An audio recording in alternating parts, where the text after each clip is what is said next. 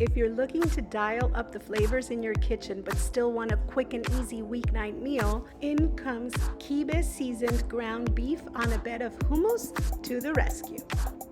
Whoa, Sally, woo. That girl in the kitchen. Whoa, Sally, woo. That girl in the kitchen. Whoa, Sally, woo. That girl in the kitchen. Whoa, Sally. Hi everyone, and welcome to another episode of Sally That Girl in the Kitchen. In today's episode, I'm going to teach you how to make Kibbeh Seasoned Ground Beef over a bed of hummus. Yes, that delicious ground beef that you would typically have inside of a fried kibbeh. Well, I'm going to prepare my ground beef with those same spices and pine nuts, just the way you would have it in a delicious kibbeh, but I'm just going to serve that ground beef instead over a bed of hummus, which I will add some extra little spices to give it an amazing flavor and bring it all together. This is so yummy. So it's so good that you can serve this anytime as a quick weeknight meal, or you can serve it as an appetizer when you're having people over. It's super versatile and easy and quick to make. So I am super excited to teach you how to make it. So let's not wait another second and let's get started. For today's recipe, you will need 2 ounces of pine nuts, which should be unroasted and unsalted, 1/3 of a bunch of Italian flat leaf parsley, 1 small yellow onion, 3 tablespoons of extra virgin olive oil plus some extra olive oil for drizzling, 2 pounds of lean ground beef, 1½ teaspoons of kosher salt, 1 teaspoon of ground black pepper, 2 tablespoons of allspice, 3 teaspoons of cumin, 15 ounces of either store-bought hummus or homemade hummus if you prefer, a touch of sumac for sprinkling, and a scarce touch of sour salt, which is citric acid, also for sprinkling, plus some warm pita or pita chips or crackers for serving, which is completely optional. You will also need a cutting board and a knife, some measuring spoons, either a large serving spoon or a masher to help break up the ground beef as it cooks, a regular kitchen spoon, a small bowl for the pine nuts, and a kitchen plate, a regular dinner plate for serving the beautiful hummus with the ground beef on top. And finally, you will need a large non-stick skillet. I'm using a ceramic coated skillet. So now that we have all of our ingredients and tools together, let's get started. So the first thing you want to do is set your stove on to medium heat and place your skillet on it. Then you'll add in 2 ounces of unroasted and unsalted pine nuts, and you're going to shake them around. This is going to cook for exactly 3 minutes on my stove because, of course, stoves vary, but you should shake them around every few seconds, and you're going to notice that they're going to get golden and toasty, and you can use a spoon to move them around. If they're sticking a bit and staying in place, you just want them nice and golden. Then you're going to turn off your heat and you're going to use a spoon to remove them from the skillet.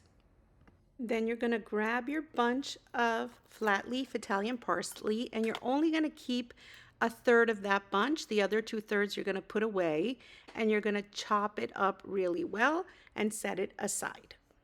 Then you're going to peel and chop up 1 small yellow onion.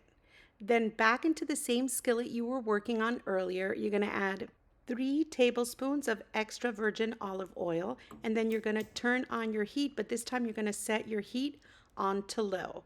Then you're just going to move your pan around just to spread that olive oil around, and then you're going to add in your chopped onions. So what we're looking to do is sweat the onions. We want them translucent and fragrant. So all I like to do is kind of spread them around onto the pan for even heat distribution. And then you're going to cook those and come in every so often and give them a little stir. Just want to make sure you get that olive oil all over them. And then at this heat, it should take about 7 minutes for them to be fragrant and translucent. So what I like to do is I kind of push them out to the outer edges of the pan, and then I add my ground beef into the center. I'm using lean ground beef because I like the meat to be able to come into contact with that hot pan. I just love that moment of sizzle. And then you can either use a large serving spoon or a mashing tool, whatever you prefer, to break up the clumps of ground beef that form. So this is a potato masher, but it could also be used for mashing up ground beef. I'm actually trying to get away from using plastic when I'm cooking, so that's why I'm not using my usual plastic masher. I actually just ordered an upgraded stainless steel masher, so you'll be seeing that in future videos. So now I'm going to come in with my seasonings. First, 1.5 teaspoons of kosher salt, 1 teaspoon of ground black pepper, 2 tablespoons of allspice. This is really where the magic happens. And then you're going to want 3 teaspoons of cumin. So this combination of spices is really what gives it that flavor that we come to love in fried kibbeh. That meat on the inside is so fragrant and flavorful with warm spices. This is the magic. This is the combination you're going to need. So as you can see at this point, I'm just bringing all of the ingredients together. I'm using the side of my spoon to break up any clumps that form, and I'm just making sure to incorporate those beautiful onions. And then at this point, I'm going to raise my heat to medium to finish cooking my meat. So it should take from this point about 5 minutes on my stove on medium heat to cook the meat almost all the way through. And then after 5 minutes have passed, then at that point is when you're gonna come in and remember those beautiful toasted pine nuts? You're gonna add those right on top, and that beautiful flat leaf Italian parsley that we chopped up earlier. We're just gonna sprinkle all of that in, and this is really just gonna finish it off. This is that classic, delicious combination of flavors. As I said, you can serve this by itself, with a side of rice, with couscous, with bulgur, with whatever you want. It is so good. So now 2 more minutes at medium and turn off your heat, and it's good to go.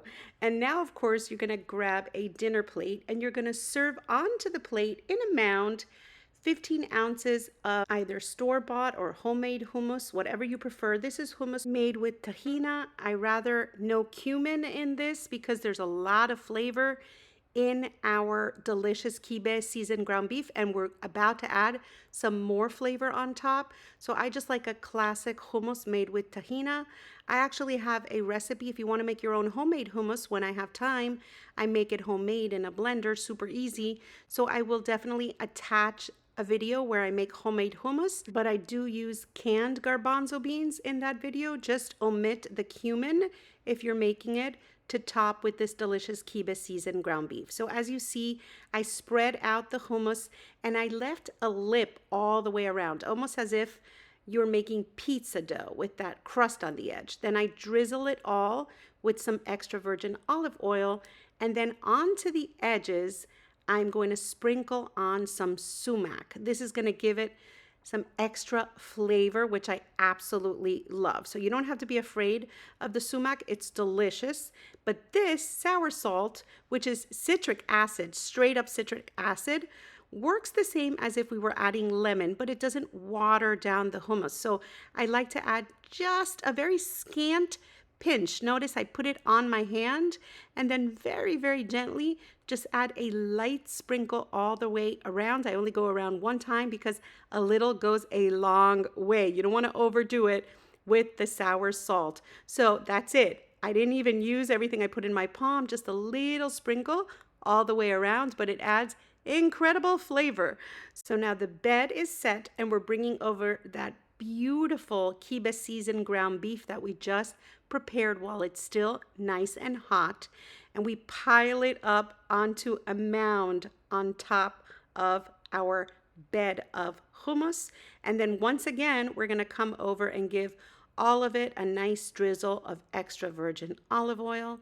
And it is ready to be enjoyed. Look at how gorgeous that is. Isn't that a beautiful presentation? As I said, if you're having a meat meal, this is an incredible appetizer that you can serve with some warm pita or pita chips or some crackers, and everyone's going to go nuts over it. I'm going to be having mine with some warm pita bread, which is my favorite way to enjoy it. But this is a masterpiece in and of itself. It's so good. It's even great as a main dish. Everyone goes crazy when I prepare it because it is that tasty. So enough with the observing. It is now time to taste it, which of course is always my favorite part. I want to make sure to get some of that yummy hummus. Wait, let me grab another spoon because the hummus is a bit sticky. There we go. And I want to make sure that I get all of those flavors. We did drizzle it with olive oil. We added the sumac, the citric salt. So we want to make sure we get all of those flavors because this is going to be an incredible bite. When you taste it, you're not going to believe just how crazy good it is. So it looks fairly simple when you look at it, but it is so insanely good. So I warmed up some pita. It's nice and soft and warm. And I am literally salivating. If you know, you know. And I'm going to add some of this delicious Kibbeh Seasoned Ground Beef with hummus right on top of that warm pita. You can actually stuff it in, make a sandwich.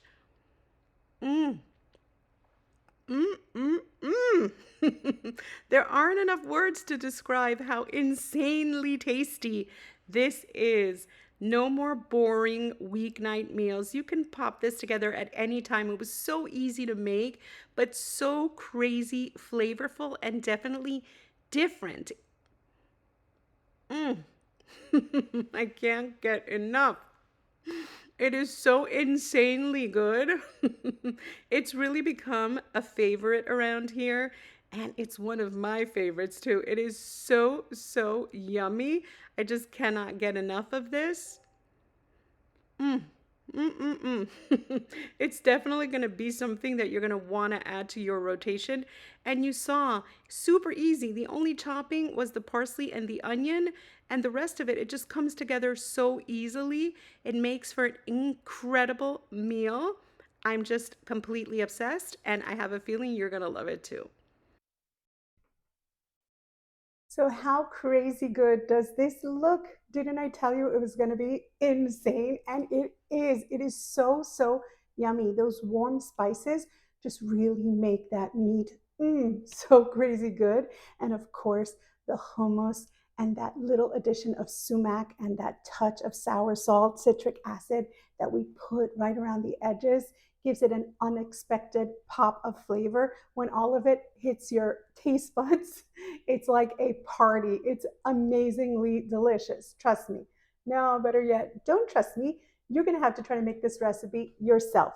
And of course, if you've enjoyed today's recipe, don't forget to like it, to write me a sweet comment, to share it with your friends. And of course, if you're not already subscribed here on YouTube to Sally That Girl in the Kitchen, stop what you're doing, go over, subscribe, and touch the little notification bell so that you get notified every time I put up a new, delicious, and different recipe, which I do all of the time. And explore, there are hundreds of recipes there for you already. You can find them in playlists broken down by categories, and it should be really easy to find anything you're looking for. There's so many different ideas for you, for breakfast, for dinner, for appetizers, for lunches, for whatever you can think of, salads, desserts, breads.